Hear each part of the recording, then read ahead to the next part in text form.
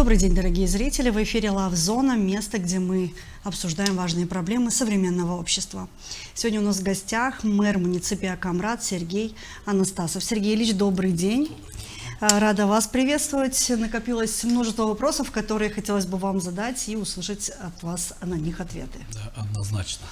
Ну, наверное, начнем не с инфраструктурных проблем, начнем с более таких свежих событий. Это нашумевший бал выпускников, который так и не состоялся в Камрате, да, и в итоге в этом году как-то никто не понял, что произошло, да, то есть было очень много разговоров вокруг этой темы, были какие-то манипуляции, были какие-то мероприятия, которые якобы заменило, да, так скажем, бал выпускников, но такого традиционного бала, к которому мы привыкли уже и ждали весь год учащиеся 12 классов, к сожалению, не состоялось.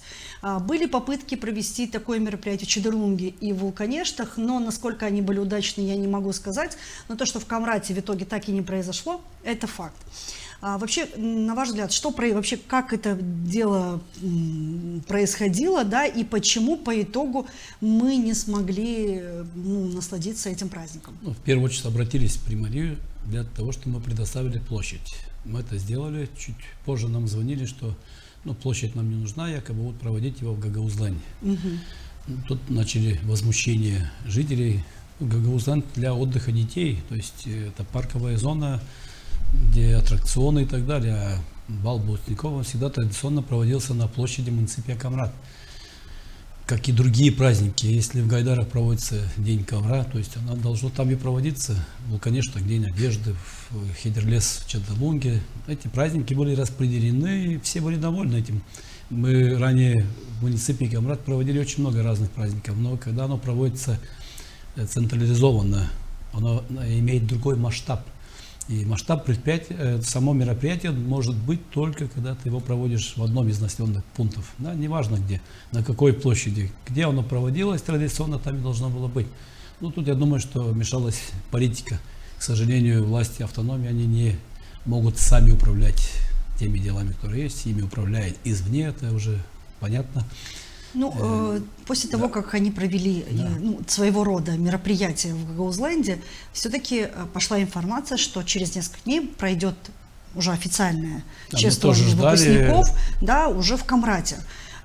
Были ли обращения к вам повторно за аренду? Не было обращений, мы предоставили площадь и так, и в любой момент. Мы всегда предоставляем.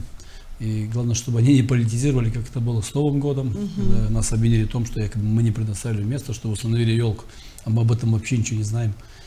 Тут в данном случае они нам отправили письмо, мы выдали разрешение, несмотря на то, что они нам звонили, что якобы уже не будут продавать, чтобы не было манипуляций, мы все-таки выдали разрешение на их, то есть ответили на их письмо с положительной точки зрения и ждали в нашем городе, что должен быть бал выпускников. Почему решили в Гагаузленде проводить, честно говоря, это все, большинство было возмущено этим. То есть это больше на политику похоже. А с вашей стороны, как примарии, да, не было инициативы провести такого рода, своего рода? Мы к этому должны готовиться, зная, что они проводят власти автономии, то зачем нам тоже дробить Гагаузию? Потому что, на мой взгляд, это постепенно такое стирание Гагаузии. Все начинается с наших тех праздников, которые мы всегда проводили совместно. Когда мы начинаем стирать историю, те мероприятия, начинаем их переводить непонятно куда. Причем тут Гагаузленд ко дню ковра, который проводится всю свою жизнь в Гайдарах. Мы даже в Камрате не хотим это проводить, потому что это праздник, все знают, что Гайдар это ковры, Хайтерлес это Чедерлунга, там и конезавод. То есть какая-то ассоциация, есть какая-то ассоциация, и люди уже к этому привыкли. То есть можно что-то новое проводить, как МФЛ, Медина, футбольная лига, что-то новое. Никто его не проводил, мы проводим. То есть мероприятия.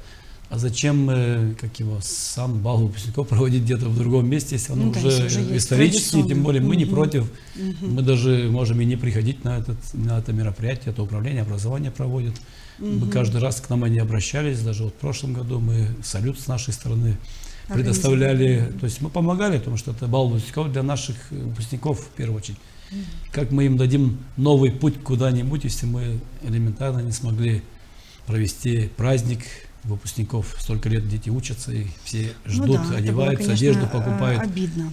Это обидно, конечно. Да. Еще одной темой, нашумевшей в последние недели, да, в Фейсбуке, много комментариев, много людей, которые поддержали, но больше людей, которые не поддержали идею, и в том числе и ваше высказывание о том, что надо переводить детские сады на обучение на гагаузском языке, что проходило, да?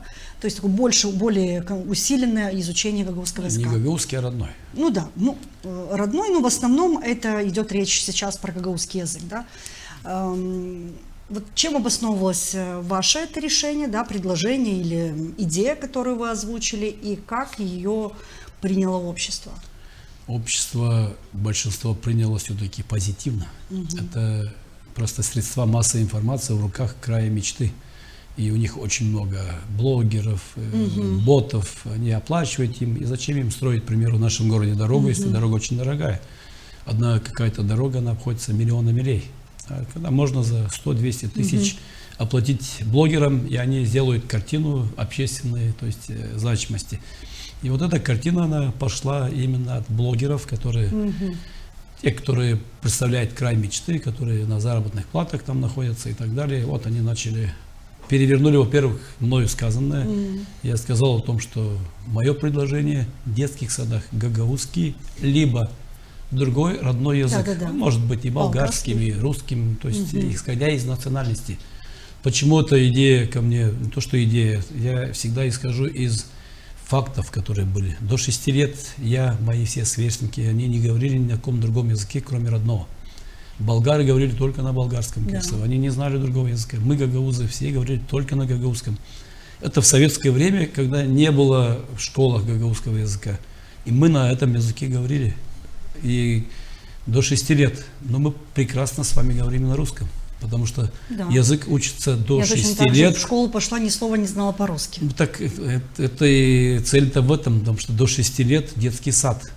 И не надо там особой какой-то программы. Загружать ребенка, у которого еще не сформировалось, многие вещи не сформировались. Зачем его загружать ребенка какими-то там грамматикой?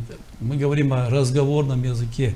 То есть, где ребенок пришел в детский сад, он говорит там на родном своем языке. Иначе, почему я сильно возмутился этим вопросом, и он меня просто как бы шокировал. Мы в городе Чорлу, в Турции, были танцевальными коллективами. 2 коллектива, Кыпчак, Камрат, танцевали, красиво представили, песни гагаузские. Кстати, нужно отдать должное, что вот по части музыки и других вещей Гагаузия очень хорошо продвинулась, очень много гагаузских песен. То есть с нашими артистами это все на очень Культура развивается. Да, очень на высоком уровне. Вот кроме самого знания языка. Поют на гагаузском, а говорить не могут. И когда дети... Это нонсенс. Да, когда дети из Турции 12-14 лет, 16 лет хотели пообщаться с нашими детьми, они не смогли общаться. Наши дети из 20, наверное, 1 или 2 ребенка говорили на ломаном таком гагаузском языке, и они не смогли между собой общаться. Они отвечали на русском, дети услышали, что поют, приехали из Гагаузии, они хотели общаться на этом языке, не смогли. Вот это меня очень шокировало, мне было очень стыдно, находясь, и там еще и мэр города был губернатор, Вали, то есть идет на турецкий. Мне очень то есть это ощущается свое упущение, да? Да, упущение. Моменте. Я даже не знал, что вообще нет уровня, насколько все запущено. Я даже был шокирован этим. То есть, и поэтому, когда приходя, уже думал, каким образом, как можно сделать, чтобы все-таки не потерялся язык. Хотя бы на уровне общения. Не хотим мы, в любом случае, по-русски мы будем говорить всегда лучше, чем на родном языке, но хотя бы язык общения. То есть просто вот разговорный язык. И вот эта идея мне оттуда и пришла, чтобы в детских садах, а где еще можно учить? Если учить язык, там могут просто представители гагаузской национальности, либо болгарской, любой национальности общаться с детьми в виде преподавания. Может быть, какие-то там конкурсы небольшие, картины, либо песни дети поют. Но чтобы это было только на одном и родном языке. Невозможно объять необъятные. Вот у нас невозможно есть... выучить все языки разом. Да. Вот у нас есть первый детский сад, да, который находится при выезде из Камрата, который был построен Турецкой Республикой, здание. Я знаю, насколько я знаю, там обучение в основном на румынском и гагаузском языках. В сравнении с другими детьми, насколько уровень гагаузского языка у них выше, да, по итогу, чем у других детей из других детских садов. Но в любом случае выше и там, и в 9-м детском саду у нас имени Степана Топола детский сад назван. И там тоже преподавание идет на гагаузском очень много, но и в других детских садах. У нас как бы в детских садах ситуация не такая уж и плачевная, но в любом случае я понимаю, что 3 языка ребенку изучать очень много. Поэтому я и говорю, что нельзя объять необъятное. В любом случае, после детского сада ребенок обязательно выучит тот язык, который пожелают родители. Ну и тут же мы не ограничиваем родителей. Если родители не хотят, чтобы ребенок учил гагаузский язык, то как бы это сами жители не хотят. В этом случае мы не заставляем никого. Мы говорим с нашей стороны, как власти, которые избирают народ, для того, чтобы мы могли создавать условия изучения языка. То есть условия. Насильно мы никого не собираемся заставлять. Никто Нет, не дети собирается, очень быстро да. подключаются к другому языку, особенно на улице. Конечно, они, когда будут говорить в детском саду целыми днями, этого достаточно, чтобы ребенок освоил свой язык, изучил и после этого говорил. Потом я думаю, что без этого внедрения у нас нет других вариантов. Тем более, когда президент приезжал, начали политизировать это все. Там чуть ли никто приехал, и мне очень не понравилось выступление преподавательницы, по-моему, из Чакира, лицея Чаделунги. У нас все в порядке, говорит, с гагаузским языком. У нас нет вообще никаких проблем. Это было, конечно, для меня это было вообще удивлено. Рядом со мной 20 детей не могут говорить на гагаузском, но для них все это в порядке. Это что, манкуртизм или что? Нет, это поэтому в Чаделунге не знают гагаузский язык, потому что... Ну, как и в Камрате, нельзя говорить, что в Чаделунге там в селах больше знает. К сожалению, и даже в селах сегодня мало кто... Ну, в селах больше говорят. Вот я езжу, к примеру, в Джалтай, другие села, там все-таки люди больше общаются, потому что с детства это наш язык родной. И тут уже обвинили примара Камрата, что он против русского. Но это вообще было, конечно, перебор уже. Давайте уже, раз мы зашли в эту тему, поговорим тогда и об улице Ленина. Да? Очень много было идей, разговоров вокруг этой темы, да, насчет того, чтобы поменять название улицы Ленина на улицу имени Степана Топола. Какова ситуация? Да, что произошло? Почему этот вопрос не двигается и почему, по мнению, да, граждан или почему мнению, Степан Топал не настолько достоин быть его именем названа улица, чем Ленин, который, в принципе, в истории нашего народа особо ничего не сыграл? Да? Он, во-первых, в истории нашего народа никогда и не был. Ну да. 1918 год. Указом Ленина, соглашениями, Минским, да, я уже не помню, Брестским соглашением Молдова передается в состав Румынии. И сам Ленин называет, что за Днестром тут проживают румыны. То есть он сам нас называет тут румынами. То есть, да, ну, это было исторически. До 1940 года мы в составе Румынии. Ленин умирает в 1924 году. Мы когда с ним были?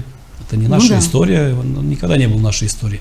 В нашу историю можно было как его установить памятники, к примеру, Российской империи, которая была до 18 года. Мы действительно находились в составе Российской империи очень много времени.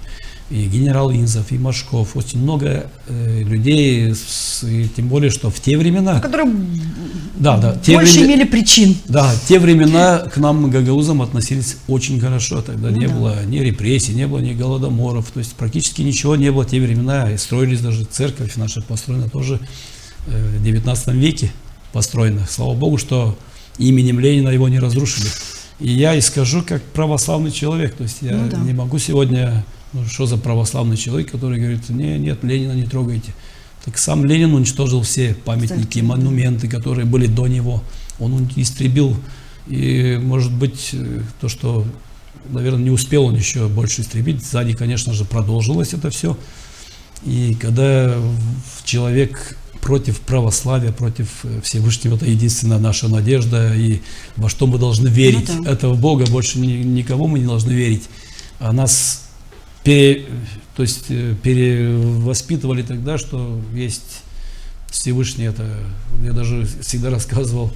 83-й год пошел в армию служить. И нас 60 человек шеренга построили и спросили вас, верующие есть среди вас? Это 83-й год. Только 2 сделали шаг вперед, что они верующие. А мы даже не поняли, о чем вопрос идет вообще. Это настолько все менялось очень быстро. Ну да, это целое поколение выросло. Мало кто знает, что в 1972 году даже была взорвана церковь в Чаделунге. Это тоже вычеркнулись из истории. Ну, история это не только одна графа. Конечно. История это все. И это люди должны знать, чтобы сделать правильный вывод. Сегодня, если мы говорим о заявлении Доброва, которое было в 2018 году, это было правильное, то есть заявление, мы его поддержали, я выходил на телевидение. И это было перед выборами, я не делаю никогда ничего после выборов. Если людям, как бы, мое мнение тогда не понравилось, за меня не голосовали бы тогда 95%. То есть я сказал свое личное мнение. Сегодня я сторонник того мнения, которое я говорил перед выборами, еще раз говорю о том, что для меня намного больше Степан Топал, нежели Владимир Ильич Ленин. Да, мировой истории он имеет какую-то значимость, но для нам, нашего гагаузам, народа Степан у Топал нас есть сделал Степан больше. Топал. В крайнем случае есть генерал Инзов, есть другие, то есть, Которые сыграли роль в судьбе позитивную народа, и конечно. были с нами. То есть, и поэтому тогда мы проиграли суд, потому что 5000 подписей было собрано против этого, а против людей зачем идти? Мы чем мы это не меняем. обосновывается? Ну, якобы не было публичных слушаний достаточно, хотя мы проводили публичные слушания. Совет принял решение тогда большинством голосов практически. То есть, и как бы многие понимали. Хотя многие, даже в Белгороде взять, в России на границе, там давным-давно уже нет улиц Ленина. Там улицы героям Великой Отечественной войны, что является намного значимей. То есть, Скажите, люди, которые отдали жизнь за то, чтобы у нас было мирное небо сегодня. Можно ли объяснить нежелание людей и их возмущение против изменения, да, названия улицы тем, что, допустим, нужно будет переделать все документы, да, это опять же документы затратно. — это важная часть. Да, то есть насколько, в какую сумму, да, обойдется изменить документы, это и паспортные, и паспорта, и другие документы, ну, первой значимости. Насколько это будет дорого, и, может быть, если, допустим, найти возможность, да, поменять за какой-то период эти документы за счет, к примеру, ну, не знаю, там, может быть, бюджета или...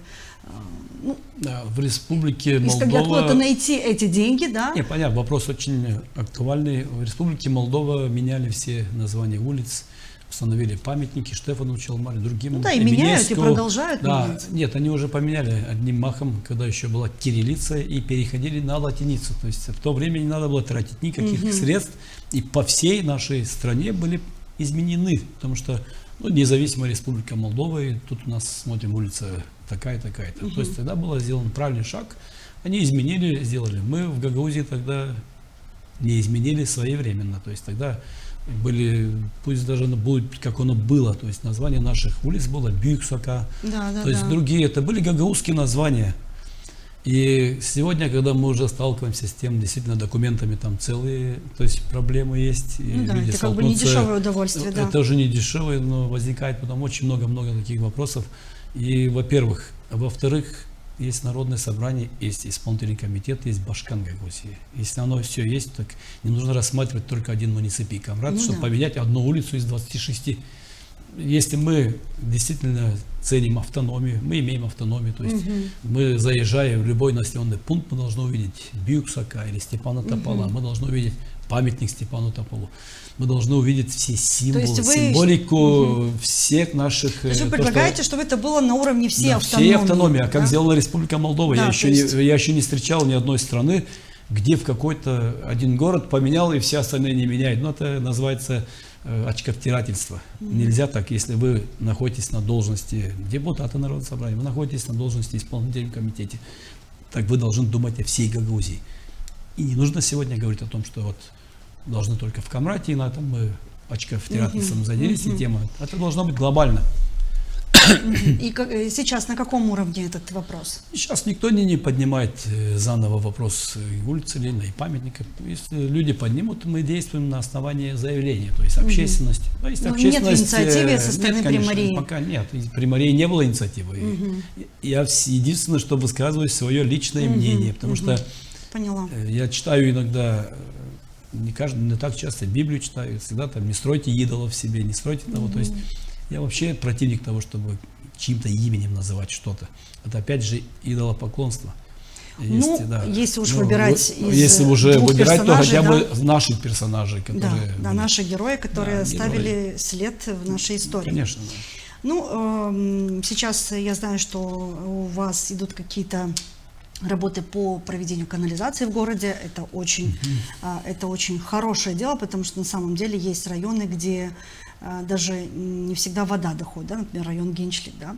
Какова ситуация вообще в этом районе, и есть ли надежда, что этот микрорайон все-таки когда-то будет живым микрорайоном, где будут парки, где будут строиться дома? Несмотря на то, что ряд депутатов выступили против того, чтобы в районе Генчлик провести водопровод людям, сейчас не буду называть фамилии, но когда приезжал даже Владимир Боля, министр регионального развития, один из проектов — это подача воды в район Генчлик, это строительство скважиноемкостей больших, для того, чтобы воду люди могли иметь чеквайданского водозабора постоянно. И несколько депутатов выступили прямо против, то есть я очень был удивлен. После этого с рупорами вышли. У нас идет заседание Совета регионального развития. Министром обсуждаем канализацию в районе Заречья, чтобы завершить, то есть на тот момент. И тут край мечты. Сами ничего не построили в нашем городе, но зато рупор работал на всю. Оскорбили министра, во-первых, никакой культуры вообще. Можно митинговать. И нужно митинговать. Мы не против этого, но оскорблять личности никогда никому не позволено. И когда приезжают на высокопоставленные чиновники, зачем блокировать дороги, зачем, вот, к примеру, Кагул не блокирует приезд, сотни миллионов евро. Сейчас в новых планах идет. Да, на Кагул сейчас очень много вложений. Ну, вложений, потому что там никто не блокирует приезд президента, то есть голосует кто так хочет, мы не агитируем, никогда и не агитировали, а у нас прямо с этого делают шоу. И мы не смотрим на их шоу, мы продолжаем. У нас в районе Танка, Заречье, геофизика. Практически, когда люди поднимают вопрос даже о честных о канализационных сетях, я хотел бы спросить каждого чиновника, который сегодня находится во власти, региональной власти, а сколько вами вложено? Вот автономия, Гагаузия, бюджет 1,5 миллиарда, 10 раз больше, чем при Марии Камрад. Мне очень интересно, сколько же вы вложили средств в села, города, чтобы вы могли построить канализацию людям, очистные сооружения. У нас не работают очистные практически нигде в Гагаузии. В больших городах они не работают. И вот, конечно, даже если работают, то нет канализации, то они даром работают. Но проблема у нас покрытие 25% в Гагаузии. То есть покрытие канализационными сетями. Благодаря тому, что мы несколько лет вкладывали, у нас больше 50% покрытия. Водопроводные сети каждый год мы строим. Эти коллектора, которые, дренажные системы в этих районах, если вы помните, сами снимали тогда. Сами снимали проблемы этих жителей. Особенно, когда не было еще объездной дороги. Вот тогда действительно были правильные митинги. Тогда я помню и Иван Басараб, и Михаил Влах, и Анна Братунова. Многие закрывали именно дорогу в те времена, 15-16 года, для того, чтобы появилась объездная дорога. А сегодня зачем митингуем? Чтобы к нам не приезжали, не строили? Давайте митинговать, бастовать и требовать, чтобы нам строили, чтобы мы не отстали ни от Кагула, ни от Унген. Да, возвращаясь к моему вопросу по поводу Генчлики, есть ли надежда все-таки, что этот микрорайон когда-то будет процветать? Мы тендер провели уже на водопроводной сети, он уже прошел, уже определен подрядчик. И строительство водопроводных сетей начнется буквально в ближайшее время, в этом году. И надежда, конечно же, есть. У нас единственный район, который не имеет нормальную воду в кране. То есть, поэтому мы над этим работаем, и слава Богу, что власти страны нам помогают. Если в двух словах сказать, то до 2020 года Камрад за 10 лет, я не знаю сколько там, если получил 50 миллионов лей всего на реконструкции сетей, там промпарк, вот эти, если получил, то с 2020 года по сей день эта сумма 200-300 миллионов. И могу перечислять эти все канализационные сети, парковая зона в районе Туканяской. Это все средства из бюджета нашей страны. Иначе как мне, как примару, работать?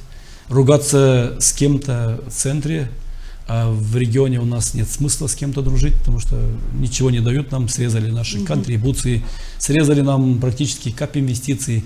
Если в 2019 году эта сумма была 100 миллионов лей, то сегодня это 10-20, хотя бюджет уже 1,5 миллиарда.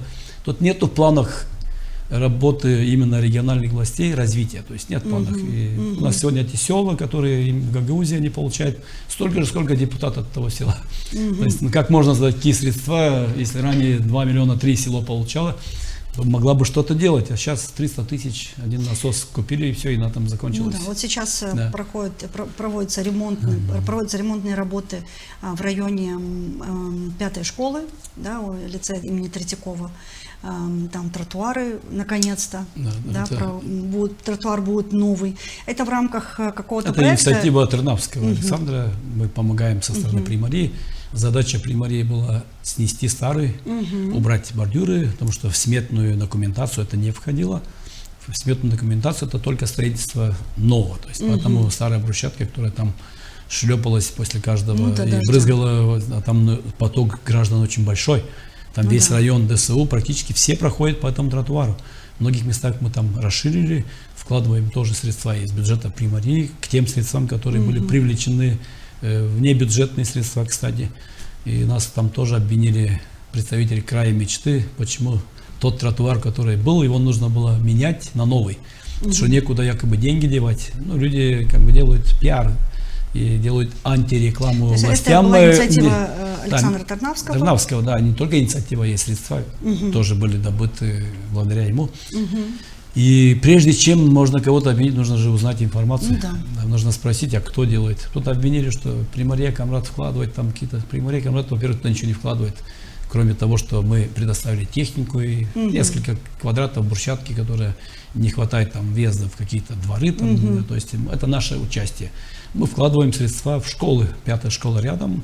Там у нас сейчас ждем, пока тендер завершится, начнет строительство спортивного зала. А до этого строились и площадки футбольные.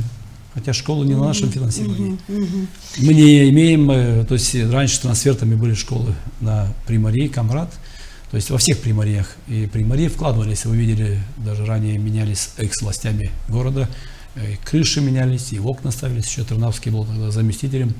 Ну То да, есть там мы было увидели очень много плоды работ. работы, Да. как бы, после этого мы ничего не видим. Еще вот такой момент отношение граждан к тому, что меняется в городе, да. То есть помимо критики, да, это уже другая сторона медали, есть отношение и такое вот, ну, потребительское отношение нашей молодежи, и не только молодежи, даже взрослые люди могут покушать булочку, да, и выбросить мусор, да, что-то поломать, что-то унести, да. Есть ли какие-то предложения от Примарии, может быть, усилить, не знаю, там, обеспечение камерами, да, в городе, усилить наказание, потому что, ну, например, в Примарии я увидела небольшую такую вывеску, да, штраф за курение 20 лей, да, ну 20 лей это не штраф, да, для человека, который курит и купил за 60 лей сигареты, да, как минимум. То есть 20 лей сегодня это ничего, даже, ну, там, буханку хлеба. То есть это Я, смешно. да, вопрос понял.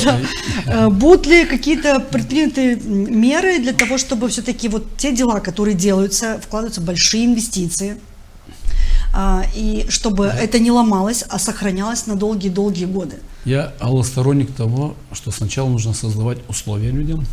Даже если мы с вами проедемся по окраинам нашего города, о каком порядке могла речь идти, если там не было элементарной дороги. Там после каждого дождя смывало не только саму дорогу, и люди, когда выходили, они в отчаянии были о том, что как добраться, и все звонили. И щебень это бесполезная, которая сыпалась на дорогу, потом сносила. Но после того, как мы строили дороги, канализация, дороги, все эти элементарные инфраструктурные проекты внедрялись, уже сами жители, мы смотрим рядом уже красиво, то есть какие-то цветы, то есть большинство, но не все 100%, не как в Польше. В Польше, к примеру, все 100%, там будет стыдно тому жителю, который не высадит цветы рядом со своим домовладением, ему будет стыдно. Его просто жители сами, то есть начнут говорить, почему вы не высаживаете. У нас половина, по крайней мере, жителей, после того, как появляется красивая дорога, они обязательно. Я сторонник того, что сначала нужно создать условия, а потом усилить наказание за всякие мусор и так далее. Что у нас буквально не год, а несколько лет назад в окраинах было 25 мусоросвалок. Мы штрафовали тогда жестко, потому что не могли никак остановить это все. Хотя контейнера везде были. Сейчас тоже появляются где-то, но не так, как было. Но все равно где-то появляется. И я согласен, что штрафы должны быть со временем очень большими. К примеру, в той же Швейцарии, если вы выбросили пакет специально вот так, то ждите 5000 евро. В Швейцарии даже если не на ту дорожку наступил. Ну, не то, что на ту дорожку еще вас не оштрафуют, но если вы специально выбросили пакет с окна или с машины, то ждите 5000 евро штраф.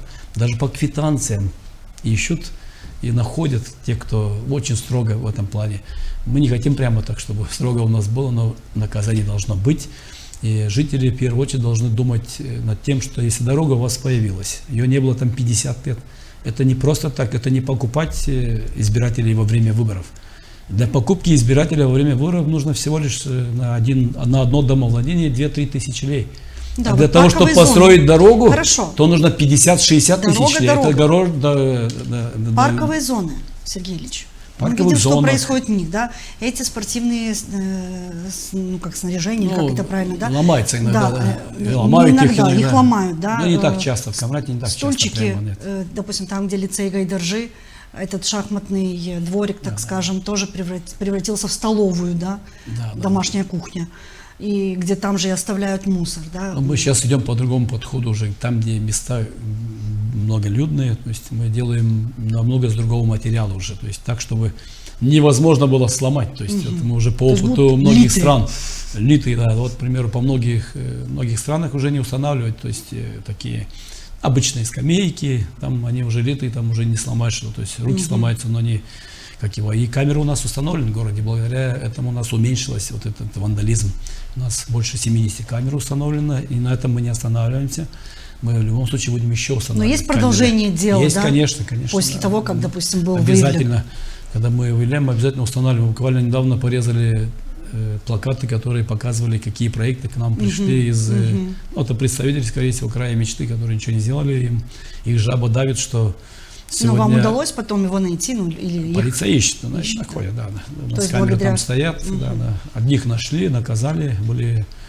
как его других, то есть ищем, мы не оставляем это дело просто так. А вот общественное мнение иногда переворачивается теми, кто ничего не делает. Часто слышу, там примар с действующими властями, не знаю, какую-то партию вступил, вот они это все баламутят, и даже те люди, которые вроде бы образованы, которые могут даже мне написать, спросить мое мнение, то есть а они только в одностороннем порядке это все трактуют, я за ними не успею. Там, в ТикТоке, наверное, сотни человек пишут, я не могу успеть за ними. Сергей, иначе, сейчас ретроградный Меркурий, будем ссылаться на его влияние, поэтому будем так близко брать все к сердцу. Мы не берем близко, я имею в виду предупредить жителей, чтобы не обращали внимания, спрашивайте только, что вы сделали. Вот если человек ничего не делает, у него есть время на дезинформацию.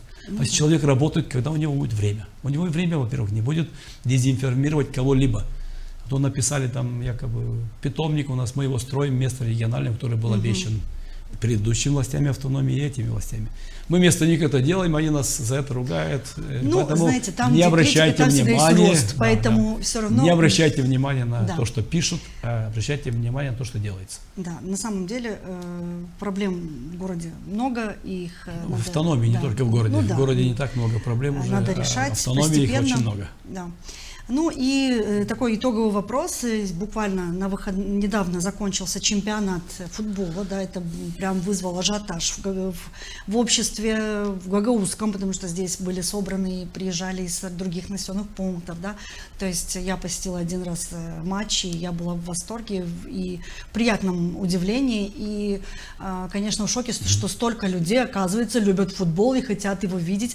Насколько вот этот чемпионат даст толчок, что такие чемпионаты будут проходить еще и еще в городе? Это 3-й чемпионат, который проводят.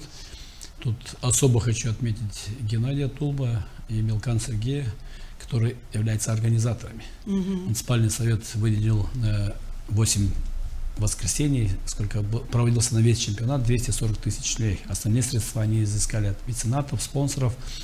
И для того, чтобы сделать не просто футбольный матч, тут речь не шла о том, что вышли команды и играют в футбол. Это мы сами играем, но тут речь идет о медийной футбольной лиге. В нашем городе 500 детей заниматься футболом. У нас есть женские команды футбольные. И для этого и было задумано само это мероприятие, которое, я считаю, что такого мероприятия в Республике Молдова нет, такого уровня, имеется в виду с местными командами. Можно там играть международные, понятно, что это не Реал Мадрид и не... То есть туда, конечно же, собираются зрители, но последний чемпионат, который был на кубок, 1,5 стадиона, практически стадион был заполнен на 70%.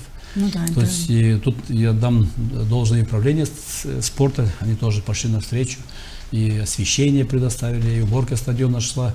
То есть их лепта тоже была внесена, нам очень приятно было, что вне политики, без ничего, спорт оказался вне политики. Ну, это прекрасно, Да. ведь, в принципе, так и все должно работать. Мы всех пускали на стадион из политических, но никому не давали слова, чтобы это не превращалось в какой-то этот. И я сам даже как Поле примар, для агитации. Я сам как примар очень редко выступал, в основном мы давали федерации футбола. Федерация футбола очень довольна этим мероприятием, 3-й год подряд они к нам виновником, приезжают. так скажем, этого мероприятия. Да, они очень-очень положительно. И Пасмак Сергей у нас знаменитый наш футболист, уроженец Вулканешт. И он отметил, что он даже увидел на поле футболистов, которые играли в высшей лиге. То есть очень... Он даже удивился на такой уровень, как бы это в любом случае остается региональный такой уровень футбола, но участники самих команд, они очень высокого, то есть класса. И на следующий год мы, даст Бог, будет все хорошо, то есть мы уже увеличим сумму премий, призов, потому что в этом году немножко, на мой взгляд, эти суммы были маленькие. И на следующий год выделим больше средств для того, чтобы призовой фонд был более значительный. За кого лично вы болели? У нас были команды Бетакон и Карабигер, и Аскер. То есть было несколько команд, которые я болел. Из них хотел, Карабигер 3-е место взял. Это тоже хороший успех. Команда Лева очень сильная была в этом году, одна из, наверное, самых сильных команд.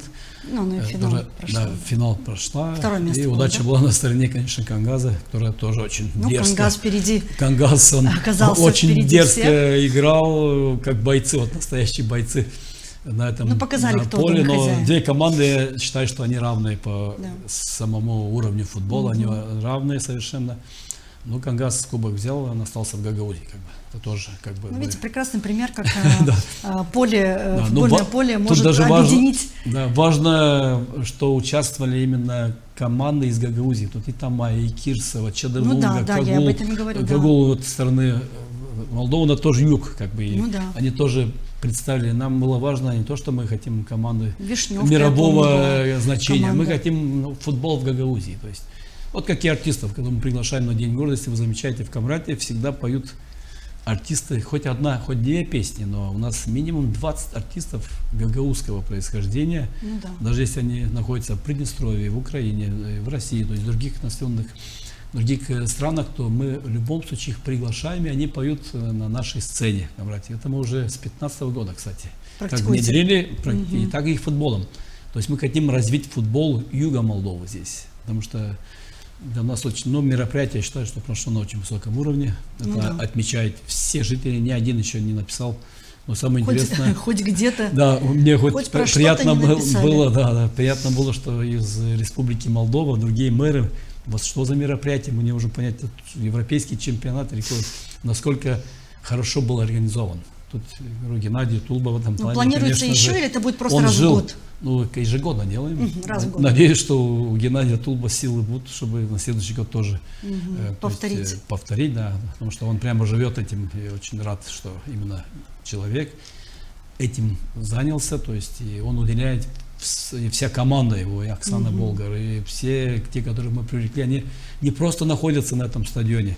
Знаете, когда мы просто находимся на работе, а тут каждый болеет за каждое действие, чтобы мячи быстренько возвращали на поле. Чтобы все было четко, как в спорте. Болельщики, Огуспорт, Кангаз, Кирсова, левские болельщики приехали очень много. То есть болельщики очень активны были в этот раз. Не только в прошлом году, особенно Кирсова в прошлом году, она вообще была, активность была, зашкаливала. То есть, поэтому, Сергей дай Ильич, бог таких мероприятий на уровне Гагаузии. Как вы сказали, благодаря спорту, спорт объединил разные уровни власти и показал, что, оказывается, на самом деле все можно реализовать без каких-то без политических моментов, интриг. И поэтому, желаю вам больше таких мероприятий, больше результатов в городе, потому что мы все... Это единственное мероприятие, где не было у нас нареканий со стороны оппонентов. Да, и потому что это столица все-таки Гагаузии, и хочется, чтобы, когда сюда приезжают, об этом говорили как о хорошем населенном пункте, который запоминается только хорошими моментами. Федерация футбола, она уже рассматривает даже наш стадион как высшую лигу. Команда должна быть из Гагаузии. Но это не на уровне примарии, а на уровне автономии. То есть должна быть команда высшей лиги. Потому что автономия есть, а команда высшей значит, лиги будет. нет. Раз надо, Да, значит, будет. поэтому все должны разделить, если местный уровень, он должен готовить детишек до определенного, есть средний уровень, региональный, он уже должен выше рассматривать. Ну, каждый, У в нас принципе, часто должен. путают вот эти понимания, что высшая лига должна быть на местном уровне. Это невозможно, потому что у нас не те бюджеты. То есть Ну да. наш бюджет не позволит нам. Спасибо детей. вам. Да, Спасибо. Вам тоже спасибо. Да, Вот, и да. удачи. Надеюсь, что мы еще с вами пообщаемся Да. в другой раз и на другие темы. Спасибо. Дорогие зрители, спасибо, что вы сегодня были с нами. Мы с примаром муниципия Камрад Сергеем Анастасовым попытались обсудить важные вопросы, которые сегодня витают в воздухе, которые обсуждаются очень бурно в обществе и которые, в принципе, с которыми мы сталкиваемся каждый день, живя в этом городе. Спасибо, что вы сегодня были с нами, и до новых встреч.